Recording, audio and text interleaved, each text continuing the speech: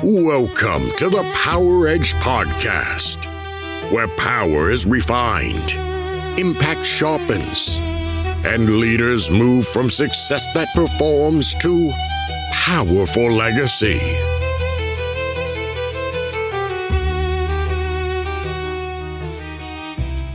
Hello and welcome.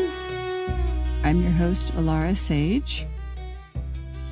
And today I want to play at the edge. So when I named this podcast, The Power Edge, what I was referring to is where duality meets.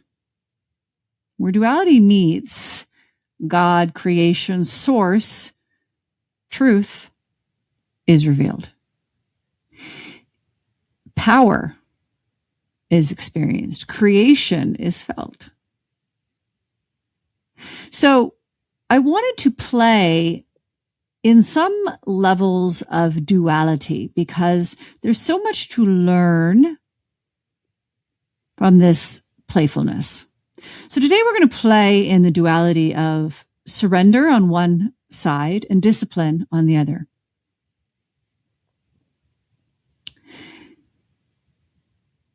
I find that generally people are kind of more one than the other. They are either highly disciplined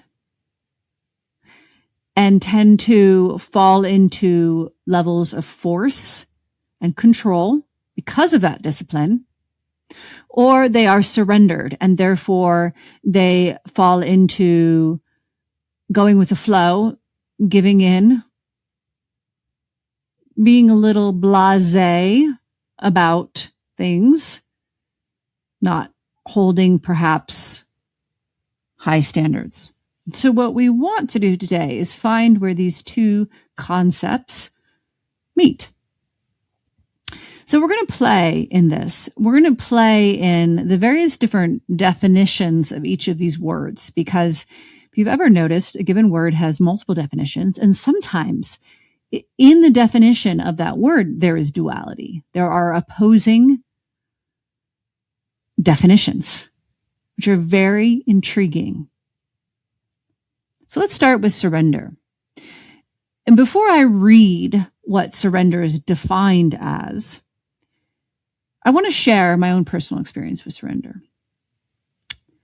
So surrender to me came largely, innate in myself when I, throughout my life, had intuitive hits that I was able to hear and follow. And there's a level of surrender that's required for that. A lot of these intuitive hits were major pivots in my life.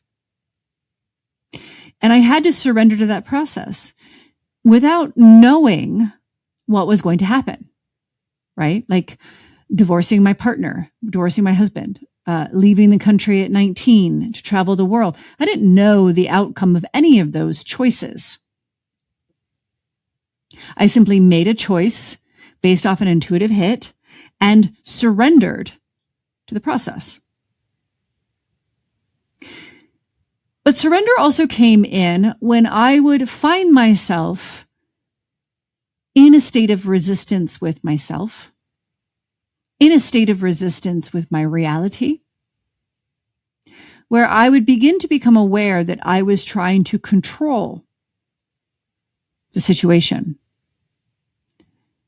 I was trying to force something based off of an idea, a concept, a perspective that I had that was creating the conflict. So I had to learn how to let go of control, let go of force, and surrender. And in that particular analogy, in that particular experience, I found it very challenging. So I found surrender very easy when I had an intuitive hit. I knew it was what I was supposed to do, and I surrendered to the process. And therefore, I really thought I had a clear relationship with surrender. Like, I can surrender. Done it a million times. But when I came into these moments of self-awareness where I could feel that I was in a state of resistance, I was creating conflict for myself and for my life somewhere, whether with another person or just with my own life. And I had to surrender in those moments. All of a sudden, it felt like giving up, giving in. It felt disempowering. So the same concept, surrender, felt empowering in one experience and disempowering in another. Surrender, I just Googled it. So this isn't necessarily a particular dictionary or anything, and I did this on purpose. Surrender generally means, is how it starts off with. Surrender generally means yielding control, giving up possession, or officially admitting defeat. So even in that one sentence, those are very different experiences. Yielding control is what I was speaking to the first time. Control is ultimately an illusion. So you're not yielding anything. You're actually just giving up on your illusion. Giving up possession, right? This feels disempowering. You're giving up possession of something. We're officially admitting defeat, right? That feels much more like the weakness, the giving in that we often pin to the word surrender, right? We often believe that surrendering means admitting defeat. So just pause for a moment here and notice which one first comes up for you. When you think of the word surrender, what is the first thing that comes up for you? It's not right or wrong, good or bad. It's just self-awareness. And whatever one comes up for you, I invite you to explore one of the others. Okay, so for instance, if officially admitting defeat comes up for you, as that's what surrender means to you, I invite you into, what if it meant yielding control? A control that you never actually had. How does that change your perspective of it?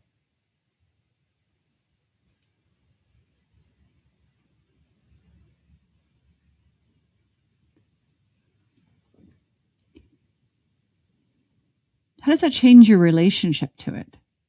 If you're trying to control something that can't be controlled, and you actually just let go of that, let go of trying to control it, what would happen for you?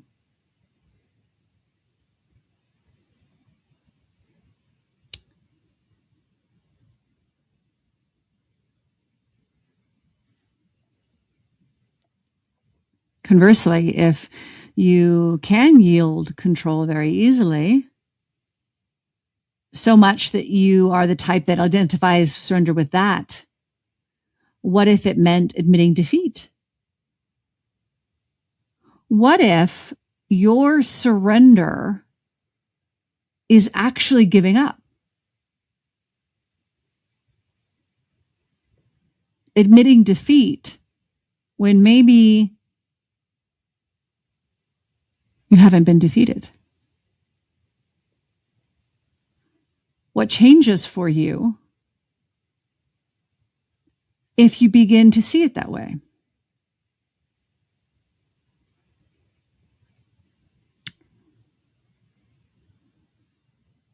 So then we have the other word that I wanted to play with today, of discipline. So discipline to me, my own personal experience, I was very disciplined as a child. I was straight A student. I did all the things I was supposed to do. I had very high work ethic. I worked at a young age and I worked through all of high school. I had multiple jobs. I paid for my own phone. I paid for my own car. I paid my bills. I did my things. I did very adult things. I was disciplined. I've always been disciplined about getting up and going to the gym, waking up early, doing the things that matter to me. And then later in life, I started to notice through self-awareness how sometimes I would hang on to discipline when the truth was it was turning into force or control. Because discipline can be very controlling. I think pretty much everybody could agree with that. When does discipline become control and no longer serve you? Because discipline can be very nurturing, very self-supportive, or it can be self-detrimental. So an example of this is 1 week recently, I was pretty tired. It was one of those weeks where you just have that kind of bone tired. I was not sleeping very well, which is not normal for me. But it wasn't just the sleeping. It was just that bone tiredness that you get sometimes.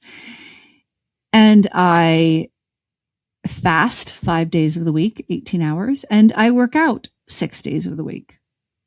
That's my discipline. I wake up early in the morning, I meditate, I fast, I work out. I have very clear discipline for myself of my standards of how I live my life. But in this week, I was tired. Now, I didn't just submit and surrender and admit defeat and not do any of my discipline. Because that's easy to do too. This is why we're having this conversation. Oh, I'm tired. Forget it all.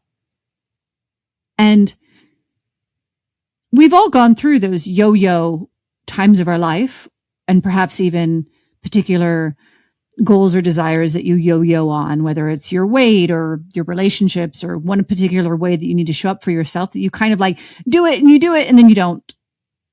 And then you do it and you do it and then you don't. That's this exact conversation. The discipline and then the surrender. And then the discipline and the surrender, the discipline and the surrender. And you kind of never really get anywhere because you're just going back and forth. It's like tug of war where the two sides are of equal strength and it never gets anywhere. And this is what this is. Duality causes a tug of war internally. This is why it's so important to understand these concepts beyond just concept, to actually experience them in your life.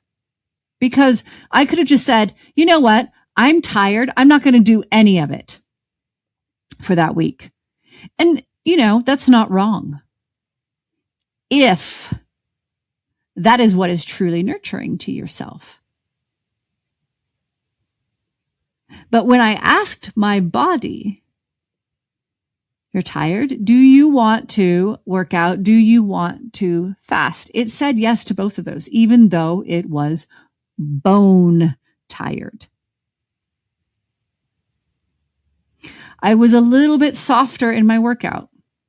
I think I was a little bit softer on the fasting. And some days that softness was there. Maybe I didn't fast as long, or I didn't work out. I tend to work out to, what's it called? Like failure, where you're working out till your muscles can't anymore. And some days I didn't do that. I worked out till I was just tired. And other days I did of that week. This is all just within a 1 week. Because every day I was asking myself, what is truly nurturing to me? Is it discipline or is it surrender? And it wasn't either one of those to the extreme. It was somewhere in the middle. And then after that week, all of my energy returned.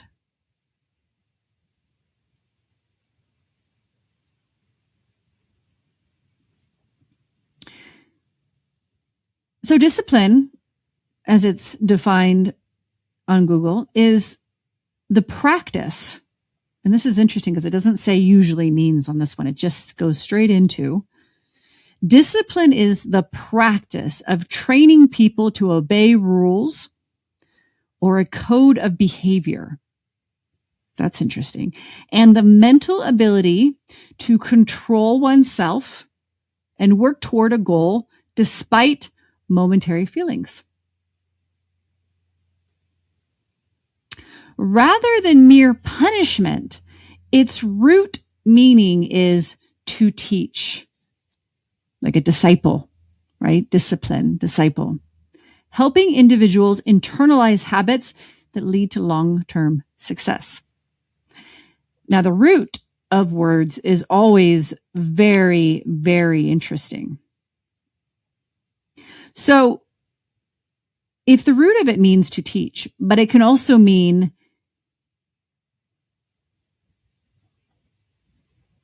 to train to obey rules. That sounds very controlling, doesn't it? To obey rules. Well, whose rules? And train to obey rules is very different than teaching, from my perspective.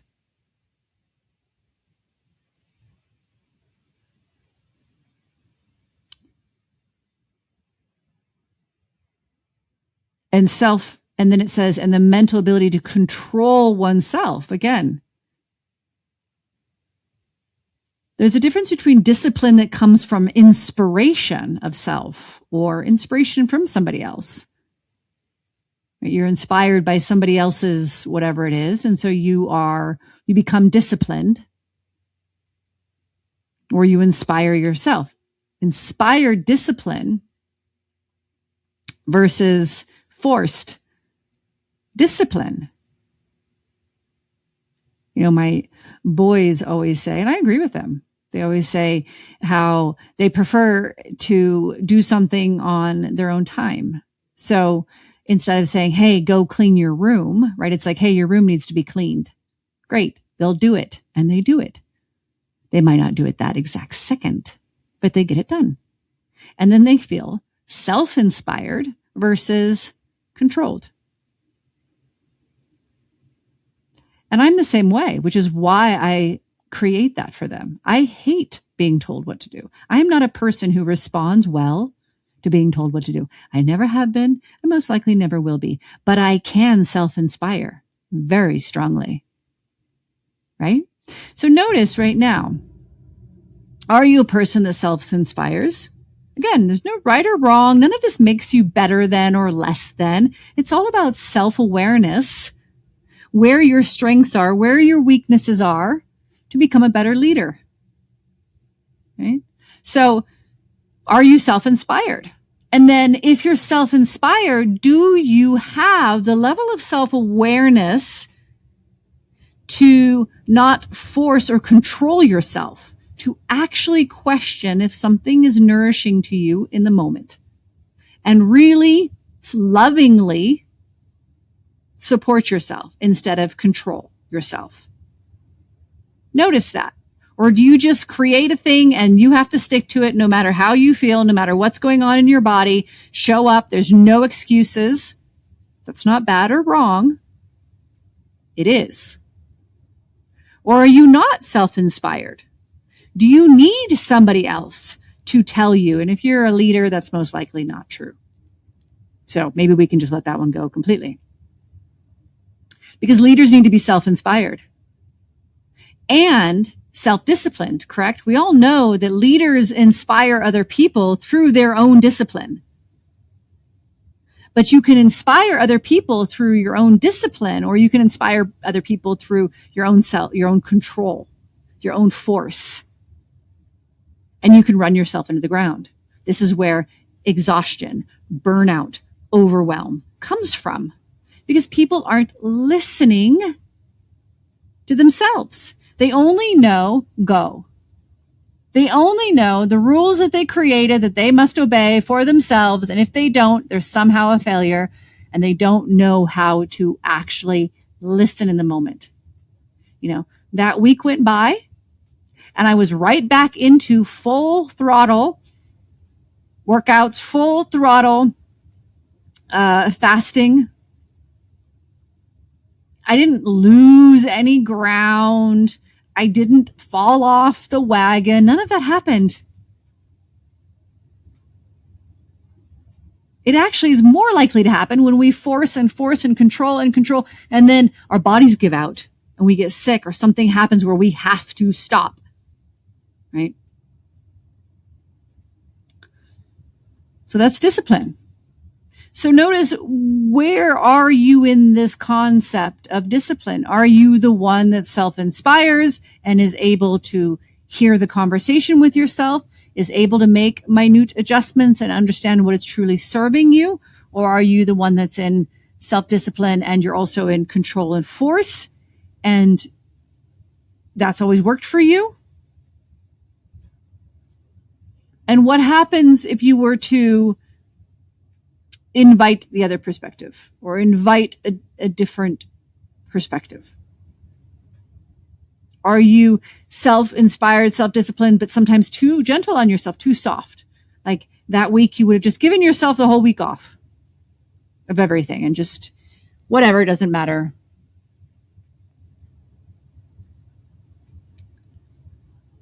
So let's take a moment to go back to the surrender, okay? And the root word here, sur, meaning over, and above, super. Over and above. Surrender. Over and above. That's interesting, is it not? Render, meaning to give back, deliver, or yield.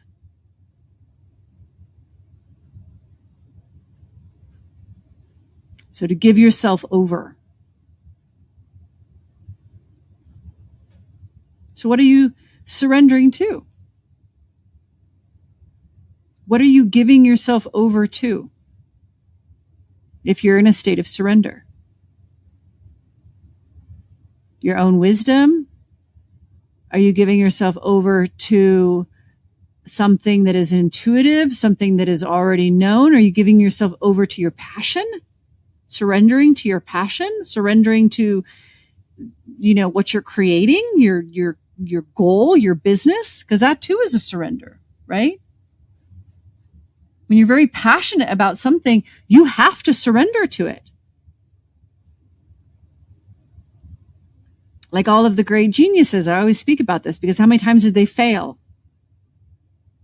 Thomas Edison, it was like 1,000 times to make electricity. I don't know if that's true, but I've read that so many times.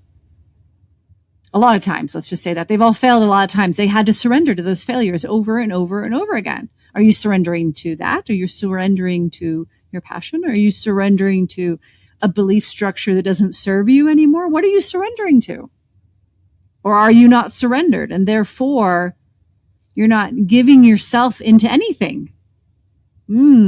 Interesting perspective. If you're not surrendered, if you're just in control and discipline, you're not giving yourself to anything. Are you all in? It's a good question. So back to discipline, right? The root of learning. What are you learning through your discipline? Are you learning something through your discipline, or is it just a way to control yourself, to manage yourself, to feel safe? What are you learning through your discipline? What are you gaining? You can even put it that way. What are you gaining through your discipline? Right? If you're working out regularly, are you gaining muscle, or are you just disciplined and you're going through the motion, you're not gaining any muscle? Or you are gaining muscle, right? You're gaining health. Are you gaining a sense of repetition, right? Because that can feel good too. Like, this is what I do every day, that repetition. Some people absolutely love repetition, and that's enough for them. Is that repetition teaching you anything? What happens if one day you don't have that repetition? What happens if one day your discipline falls apart? What do you learn then? What are you learning? What are you gaining from your discipline? And where can you surrender more in your discipline? Where can you give yourself over to your discipline even more?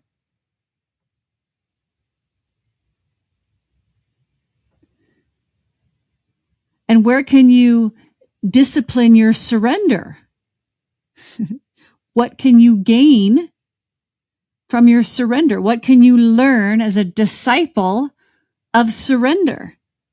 Do you see what we're doing? Playing back and forth. Where do these two come together?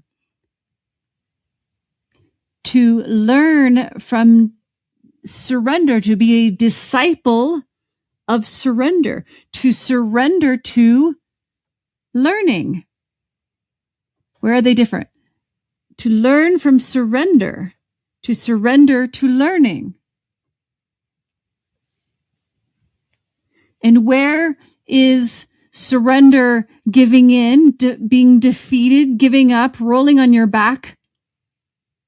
That's not being a disciple of surrender. That's being a disciple of defeat. And where is surrendering to discipline, entering control? That's not surrendering to gaining something. That's rigidity. That's force. That's a lack of flexibility. No leader can be inflexible. Not a true leader. You'll break. Something will break, just like the trees that have to move with the wind. Everything must be flexible because nothing ever remains the same. Everything always changes. So if you're surrendered to control and force, something's going to break.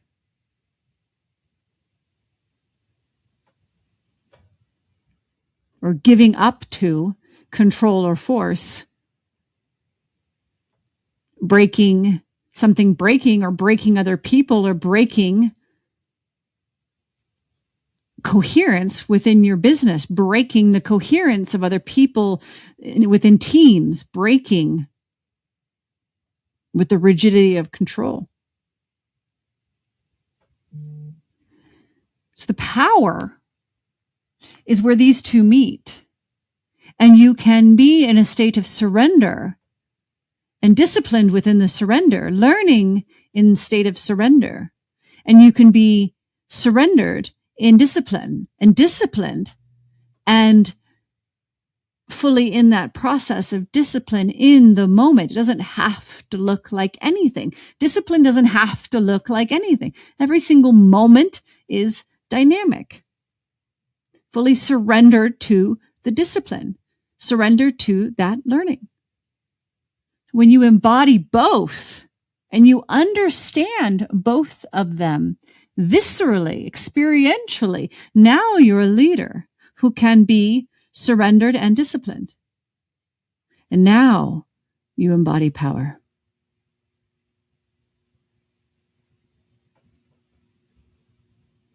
Well, that was fun. So thank you for going on that journey with me. Until next time, much love.